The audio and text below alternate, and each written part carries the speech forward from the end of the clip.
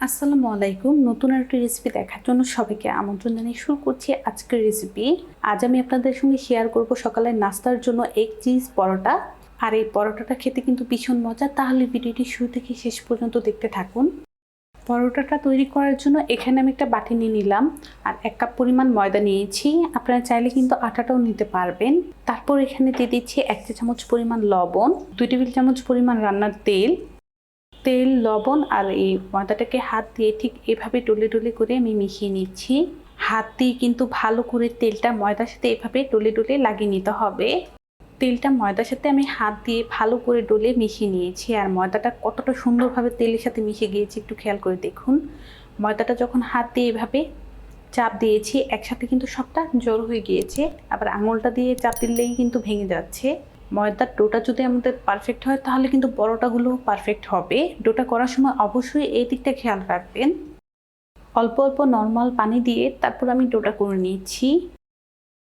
একসাথে কিন্তু পানি দিয়ে ডোটা করতে যাবেন না পরোটার জন্য। অল্প অল্প পানি দিয়ে যদি ডোটা করি তাহলে কিন্তু বুঝতে পারবো যে পানির পরিমাণটা আমাদের কতটুকু লাগবে।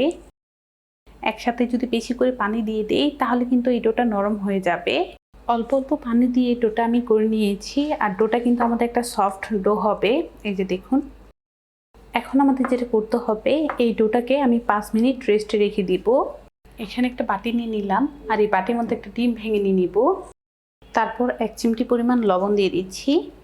কাঁটা চামচ দিয়ে ডিমটাকে আমাদের ভালো করে ফেটিয়ে নিতে হবে। ডিমটাকে ভালো করে ফেটিয়ে নিলাম। ডিমটা ভাজার জন্য চুলার মধ্যে আমি একটা ফ্রাই প্যান বসিয়ে দিলাম। আর এই ফ্রাই প্যানের মধ্যে অল্প করে তেল দিয়ে দিচ্ছি। তেলটাকে আমরা গরম করে নিব। তেলটা গরম হয়ে গিয়েছে। ওই যে ফ্যাটানো ডিমটা ছিল সেটা এখন এখানে দিয়ে দিব। আর একটা স্প্যাচুলা দিয়ে ঠিক এভাবে করে ডিমটাকে ঝুরি ঝুরি করে নিব। ডিমটা ঝুরি ঝুরি করে নিলাম। এখন এই ডিমটাকে উঠিয়ে নিব। ডোটাকে রেখে দিয়েছিলাম 5 মিনিট রেস্টে। আর এই যে দেখুন আরও কতটা সফট হয়েছে। হাত দিয়ে আবারও একটু মুথে নিচ্ছি। এখন এই ডোটাকে আমি 3 ভাগে ভাগ করে নিব। এই যে 3টি ভাগে ভাগ করে নিলাম। এখান থেকে একটা লেচি নিয়ে তারপর হাত দিয়ে ডলে এটাকে গোল করে নিব। এটাকে আমি গোল করে নিলাম। অল্প করে তেল দিয়ে দিচ্ছি। একটা বেলনির সাহায্যে এখন আমি এটাকে বেলে নিব। রুটিটা আমি বেলে নিলাম। এখন এই রুটির মধ্যে ওই যে ডিমটাকে ঝুরি করে রেখে দিয়েছিলাম এই ঝুরি করা ডিমটা দিয়ে দিব। যার যেরকম পছন্দ সেই অনুযায়ী ডিম দিয়ে দিবেন। তারপর দিয়ে দিচ্ছি মজারেলা চিজটাও আপনাদের পছন্দ অনুযায়ী দিয়ে দিতে পারবেন। এখন যেটা করতে হবে এই সাইড থেকে ধরে এই সাইডটা ধরে ঠিক এভাবে করে ভাঁজ করে দিতে হবে। এই যে এভাবে করে এটাকে ভাঁজ করে দিতে হবে। আর ভালো করে কিন্তু সিলটা করে নিতে হবে। এই যে ভালো করে আমি সিলটা করে নিলাম। উপরে আবারও অল্প করে তেল লাগিয়ে নিলাম। এখন একটা বেলনির সাহায্যে এটাকে আবারও আলতো করে বেলে নিব।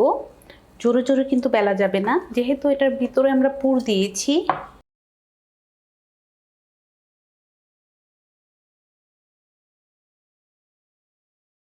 পরোটাটা আমি বেলে নিলাম। আর পরোটাটা কিন্তু একটু মোটা হবে।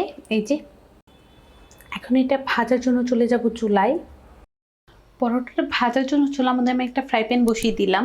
আর ফ্রাই প্যানটাকে ভালো করে গরম করে নিতে হবে। ফ্রাই প্যানটা আমাদের গরম হয়ে গিয়েছে। বেলে রাখা পরোটাটা এখনই ফ্রাই প্যানের মধ্যে দিয়ে দিচ্ছি। দিয়ে দিলাম। চুলার আঁচটা মিডিয়াম আর লোর মাঝামাঝি রেখে দিয়েছি। কিছুক্ষণ এভাবেই রেখে দিয়েছি। এখন আমি এটাকে আলতোভাবে উল্টিয়ে দিব। উল্টিয়ে দিলাম। এই সাইডটাকেও কিছুক্ষণ এভাবেই ভেজে নিচ্ছি। আর কিছুক্ষণ এভাবেই রেখে দিয়েছি। এখন আবারও ওটাকে উল্টিয়ে দিব। আর এই স্প্যাচুলাটা দিয়ে ঠিক এভাবে চেপে চেপে ভেজে নিচ্ছি।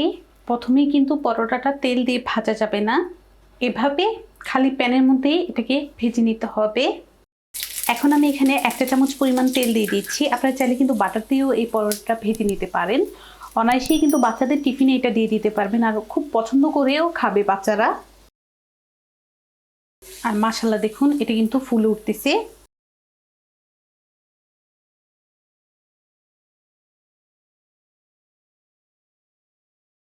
দেখুন কতটা সুন্দর হয়ে এটা ফুলে উঠেছে। সকালের নাস্তা কিংবা বাচ্চাদের টিফিনের জন্য কিন্তু এটা একটা পারফেক্ট রেসিপি হবে। এই যে পরোটাটা আমি উল্টিয়ে পাল্টিয়ে ভেজে নিলাম, এখন এটাকে উঠিয়ে নেব। পরোটাটা আমি ভেজে নিলাম, এখন আমি আপনাদের সঙ্গে কেটে শেয়ার করছি কতটা পারফেক্ট হয়েছে। একটা ছুরির সাহায্যে আমি পরোটাটাকে এভাবে কেটে নিচ্ছি। আর এই যে দেখুন কতটা পারফেক্ট হয়েছে। আশা করছি আমার এই পরোটার রেসিপিটি আপনাদের ভালো লেগেছে। ভালো লাগলে অবশ্যই একটা লাইক দিবেন, চ্যানেলটাকে সাবস্ক্রাইব করবেন। সবাই ভালো থাকবেন, সুস্থ থাকবেন। আল্লাহ হাফেজ।